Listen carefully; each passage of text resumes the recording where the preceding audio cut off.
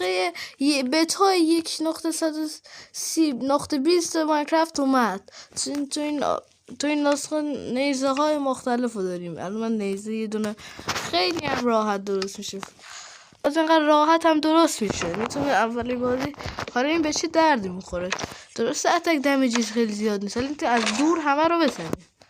شیل داون داره اینم و وقتی که با سرعت بیای سمت موبی بهتر دمیج میده. بله ناتالیس هم اضافه شدن. میتونی با پاپرفیش اعلیش کنی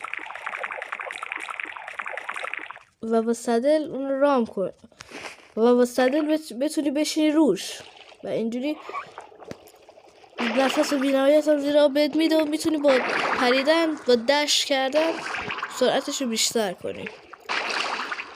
حتی از قایق هم 10 برابر بیشتره. البته زامبی ناتالیس هم اضافه شده که زیر نور آفتاب میسوزه، فقط بعد آرمور تنش کنی که جزغاله نشه.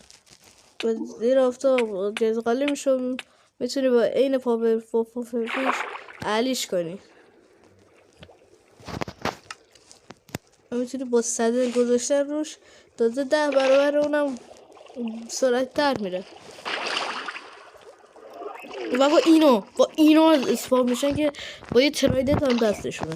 واقعا موندم دیگه میخوان چی رو اضافه کنن دیگه به ماینکرافت. آره دیگه خیلی بال بود، خیلی چیزا دیگه اضافه شده. تا ویدیو بعدی فعلا بای بای.